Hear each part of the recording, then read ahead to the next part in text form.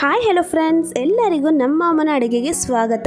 ನೀವೇನಾದರೂ first time ನಮ್ಮ ಚಾನಲ್ನ ನೋಡ್ತಾ ಇದ್ದೀರಾ, ನಮ್ಮ ಅಮ್ಮನ ಅಡುಗೆ ಚಾನಲ್ನ ಸಬ್ಸ್ಕ್ರೈಬ್ ಮಾಡ್ಕೊಳ್ಳಿ. ಹಾಗೆಯೇ ಪಕ್ಕದಲ್ಲಿ ಬರುವ ಬೆಲ್ ಐಕನ್ನ ಕ್ಲಿಕ್ ಮಾಡ್ಕೊಳ್ಳಿ. ಇವತ್ತು ನಾನು ಮಾಡ್ತಾ ಇರುವಂಥ ರೆಸಿಪಿ ಒಂದು ಸೂಪರ್ ಆಗಿರುವಂತಹ ಸೈಡ್ ಡಿಶ್ ಅಂತಲೇ ಹೇಳ್ಬೋದು. ನಾವು ಸಾಮಾನ್ಯವಾಗಿ ಹಪ್ಪಳನ ಹಾಗೆ ಕಾಯಿಸ್ಕೊಂಡು ಸೈಡ್ ಡಿಶ್ ಆಗಿ ತಿಂತೀವಿ, ಬಟ್ ಈ ಸತಿ ನಾನು ಸೂಪರ್ ಆಗಿರುವಂಥ ರೆಸಿಪಿ ಮಾಡಿ ತೋರಿಸ್ತಾ ಇದ್ದೀನಿ ಫ್ರೆಂಡ್ಸ್. ಬನ್ನಿ ಇವಾಗ ಇಂಗ್ರೀಡಿಯೆಂಟ್ಸ್ ಏನೇನು ಬೇಕು ಅಂತ ನೋಡ್ಕೊಂಬರೋಣ. ಇಲ್ಲಿ ನಾನು 1/4 ಟೀ ಸ್ಪೂನ್ ಆಗೋಷ್ಟು ಸಾಸಿವೆ ಉದ್ದಿನಬೇಳೆ ತಗೊಂಡಿದ್ದೀನಿ. ಹಾಗೆಯೇ ಅರ್ಧ ಟೀ ಸ್ಪೂನ್ ಆಗೋಷ್ಟು ಜೀರಿಗೆ ಮತ್ತು ಸೋಂಪು ತಗೊಂಡಿದ್ದೀನಿ. ಅಚ್ಕಾರದ ಪುಡಿ ಅರ್ಧ ಟೀ ಸ್ಪೂನ್, ಅರಿಶಿನ ಪುಡಿ 1/4 ಟೀ ಸ್ಪೂನ್, ಇಂಗು ಚಿಟಿಕೆ ಆಗೋಷ್ಟು ತಗೊಂಡಿದ್ದೀನಿ. ಒಂದು 8 ಬೆಳ್ಳುಳ್ಳಿನ ಸುಲಿದಿಟ್ಕೊಂಡಿದ್ದೀನಿ. ಒಂದು ಹಸಿಮೆಣಸಿನಕಾಯಿ, ಒಂದು ಈರುಳ್ಳಿನ ಚಿಕ್ಕದಾಗಿ ಕಟ್ ಮಾಡಿ ಇಟ್ಕೊಂಡಿದ್ದೀನಿ. 2 ಟೇಬಲ್ ಸ್ಪೂನ್ ಆಗೋಷ್ಟು ತೆಂಗಿನಕಾಯಿನ ಚಿಕ್ಕದಾಗಿ ಕಟ್ ಮಾಡಿ ಇಟ್ಕೊಂಡಿದ್ದೀನಿ. 1 ಟೇಬಲ್ ಸ್ಪೂನ್ ಆಗೋಷ್ಟು ಕರಿಬೇವು. ಹಾಗೆಯೇ ಇಲ್ಲಿ ನಾನು 10 ಹಪ್ಪಳನ ತೊಗೊಂಡಿದ್ದೀನಿ.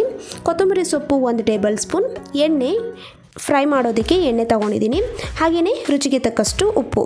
ಮಾಡೋದು ಹೇಗೆ ಅಂತ ನೋಡೋಣ. ಇಲ್ಲಿ ನಾನು ಮೊದಲು ಹಪ್ಪಳನ ಈ ಥರ ಅರ್ಧ ಭಾಗ ಕಟ್ ಮಾಡಿಕೊಂಡು ಇದ್ರ ಚಿಕ್ಕದಾಗಿ ಕಟ್ ಮಾಡ್ಕೊತಾ ಇದ್ದೀನಿ. ನೋಡಿ ಫ್ರೆಂಡ್ಸ್, ಇದೇ ಥರನೇ ನಾನು ಎಲ್ಲ ಹಪ್ಪಳನೂ ಈ ಥರ ತಗೊಂಡು ಅರ್ಧ ಭಾಗ ಮಾಡಿ ಚಿಕ್ಕದಾಗಿ ಕಟ್ ಮಾಡಿ ಇಟ್ಕೊತೀನಿ. ಆವಾಗ ನಾವು ಅದು ಫ್ರೈ ಮಾಡೋಕ್ಕೂ ಈಸಿಯಾಗಿರುತ್ತೆ. ನೋಡಿದ್ರಲ್ಲ, ಇದೇ ಥರನೇ ಕಟ್ ಮಾಡಿ ನಾನು ಎಲ್ಲನೂ ಸಪ್ರೇಟಾಗಿ ಹಿಂಗೆ ಒಂದು ಪ್ಲೇಟಲ್ಲಿ ಹಾಕಿ ಇಟ್ಕೊಂಡಿದ್ದೀನಿ. ಇಲ್ಲಿ ನಾನು ತಗೊಂಡಿರೋದು ಒಂದು 10 ಹಪ್ಪಳ ತೊಗೊಂಡಿದ್ದೀನಿ. ನಿಮಗೆ ಜಾಸ್ತಿ ಕ್ವಾಂಟಿಟಿ ಬೇಕಂದರೆ ಇನ್ನೊಂದು ಜಾಸ್ತಿ ಹಪ್ಪಳ ಹಾಕ್ಕೊಂಡು ಮಾಡ್ಬೋದು. ಇಲ್ಲಿ 4 ಜನ ತಿನ್ನೋ ಥರ ಮಾಡ್ತಾ ಇರೋದು.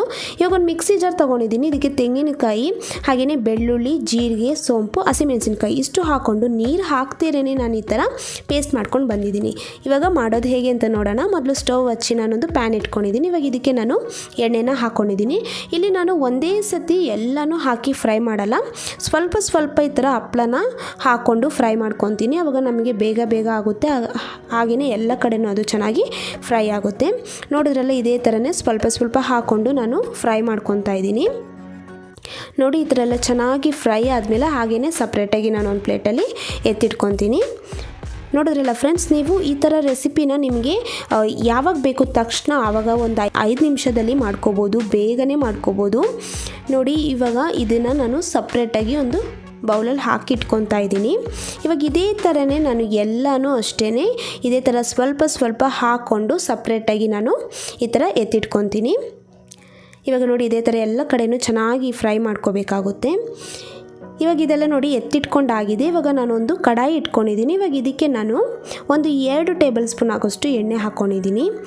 ನಾನು ಮೊದಲೇ ಕಾಯಿಸಿಟ್ಕೊಂಡಿದ್ನಲ್ಲ, ಹಪ್ಪಳ ಎಲ್ಲ ಕಾಯಿಸಿದ್ನಲ್ಲ, ಅದೇ ಎಣ್ಣೆನೇ ಹಾಕ್ಕೊಂಡಿರೋದು. ಹಾಗೆಯೇ ಇವಾಗ ಸಾಸಿವೆ ಮತ್ತು ಉದ್ದಿನಬೇಳೆ ಹಾಕ್ಕೊಂಡಿದ್ದಾದಮೇಲೆ ಕರಿಬೇವನ್ನು ಹಾಕ್ಕೊಂಡಿದ್ದೀನಿ. ಹಾಕ್ಕೊಂಡು ಲೈಟಾಗಿ ಫ್ರೈ ಮಾಡ್ಕೋಬೇಕಾಗುತ್ತೆ. ಇವಾಗ ಇದೆಲ್ಲ ಲೈಟಾಗಿ ಫ್ರೈ ಮಾಡ್ಕೊಂಡಿದ್ದಾದಮೇಲೆ ಈರುಳ್ಳಿನ ಹಾಕ್ಕೊತಾ ಇದ್ದೀನಿ. ಈರುಳ್ಳಿನೂ ಅಷ್ಟೇ ಹಸಿ ವಾಸನೆ ಹೋಗಬೇಕು, ಅಲ್ಲಿವರೆಗೂ ಫ್ರೈ ಮಾಡಿಕೊಂಡ್ರೆ ಸಾಕಾಗುತ್ತೆ. 1-2 ನಿಮಿಷ ಚೆನ್ನಾಗಿದೆ ಈ ಥರನೇ ಫ್ರೈ ಮಾಡ್ಕೋಬೇಕಾಗುತ್ತೆ.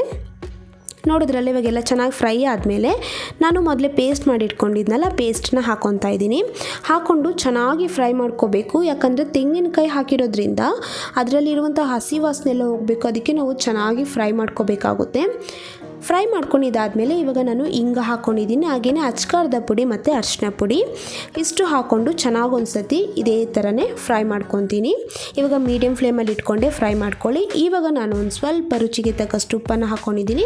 ಯಾಕಂದರೆ ಹಪ್ಪಳದಲ್ಲಿ ಉಪ್ಪಿರೋದ್ರಿಂದ ಇದರಲ್ಲೂ ಒಂದು ಸ್ವಲ್ಪ ಹಾಕ್ಕೊಳ್ಳಿ, ನೋಡಿ ಹಾಕ್ಕೊಳ್ಳಿ. ಹಾಕ್ಕೊಂಡಿದ್ದಾದಮೇಲೆ ಚೆನ್ನಾಗಿ ಒಂದು ಸತಿ ಮಿಕ್ಸ್ ಮಾಡಿಕೊಂಡು ನಾನು ಹಪ್ಪಳನ ಫ್ರೈ ಮಾಡಿ ಇಟ್ಕೊಂಡಿದ್ನಲ್ಲ, ಅದನ್ನು ಹಾಕ್ಕೊಂಡು ಚೆನ್ನಾಗಿ ಒಂದು ಸತಿ ಮಿಕ್ಸ್ ಮಾಡ್ಕೋಬೇಕಾಗುತ್ತೆ. ಇವಾಗ ನಾವೇನು ಮಾಡಬೇಕಂದ್ರೆ ಒಂದು ಸ್ವಲ್ಪ ನೀರು, ಅಂದರೆ ಕೈಯಲ್ಲಿ ಒಂದು ಸ್ವಲ್ಪ ನೀರು ಈ ಥರ ಹಾಕ್ಕೊಂಡು ಸ್ಪ್ರಿಂಕಲ್ ಮಾಡ್ಕೋಬೇಕಿದ್ರೆ ಚಿಮ್ಸ್ಕೋಬೇಕಾಗುತ್ತೆ. ಈ ಥರ ಮಾಡೋದ್ರಿಂದ ಮಸಾಲೆ ಏನಿದೆ ಅದೆಲ್ಲ ಹಪ್ಪಳಗೆ ಹಿಡಿಯುತ್ತೆ. ನೋಡಿ, ನೀರು ಜಾಸ್ತಿ ಹಾಕೋಕ್ಕೆ ಹೋಗಬೇಡಿ. 1 ಟೇಬಲ್ ಸ್ಪೂನಷ್ಟು ನಾನು ನೀರು ಹಾಕ್ಕೊಂಡಿದ್ದೀನಿ ಅಷ್ಟೇ. ಹಾಕ್ಕೊಂಡು ಚೆನ್ನಾಗಿ ಒಂದು ಸತಿ ಮಿಕ್ಸ್ ಮಾಡಿಕೊಂಡ್ರೆ ಅದು ಮಸಾಲೆ ಎಲ್ಲ ಚೆನ್ನಾಗಿ ಹಪ್ಪಳಗೆ ಹಿಡಿಯುತ್ತೆ. ಹಾಗೆ ಲಾಸ್ಟಿಗೆ ನಾನು ಕೊತ್ತಂಬರಿ ಸೊಪ್ಪು ಹಾಕ್ಕೊಂಡು ಒಂದು ಸತಿ ಮಿಕ್ಸ್ ಮಾಡ್ಕೊತಾ ಇದ್ದೀನಿ. ಇವಾಗ ಪರ್ಫೆಕ್ಟ್ ಆಗಿರುವಂತಹ ರಸಮ್ ಅನ್ನದ ಜೊತೆ ಸೈಡ್ ಡಿಶ್ ಎಲ್ಲ ರೆಡಿಯಾಗಿದೆ ಫ್ರೆಂಡ್ಸ್. ನೀವು ರೈಸ್ ಸಾಂಬಾರ್ ಜೊತೆ ಮತ್ತು ಅನ್ನ ರಸಮ್ ಜೊತೆ ಎಲ್ಲ ಸಖತ್ತಾಗಿರುತ್ತೆ. ಮತ್ತು ನೋಡಿದ್ರಲ್ಲ ಎಷ್ಟು ಚೆನ್ನಾಗಿ ಮಾಡ್ಕೋಬೋದು ಅಂತ. ನೀವು ಕೂಡ ಮನೇಲಿ ಒಂದ್ಸತಿ ಟ್ರೈ ಮಾಡಿ ಹೇಗೆ ಬಂತು ಅಂತ ನಿಮ್ಮ ಅನಿಸಿಕೆ ಅಭಿಪ್ರಾಯಗಳನ್ನು ಕಮೆಂಟ್ ಮೂಲಕ ತಿಳಿಸಿ. ಹಾಗೆಯೇ ನಮ್ಮ ಅಮ್ಮನ ಅಡುಗೆ ಚಾನಲ್ನ ಸಬ್ಸ್ಕ್ರೈಬ್ ಮಾಡ್ಕೊಳ್ಳಿ. ಪಕ್ಕದಲ್ಲಿ ಬರುವ ಬೆಲ್ ಐಕನ್ನ ಕ್ಲಿಕ್ ಮಾಡ್ಕೊಳ್ಳಿ. ವಿಡಿಯೋ ನೋಡಿರುವ ಎಲ್ಲ ವೀಕ್ಷಕರಿಗೂ ಧನ್ಯವಾದಗಳು.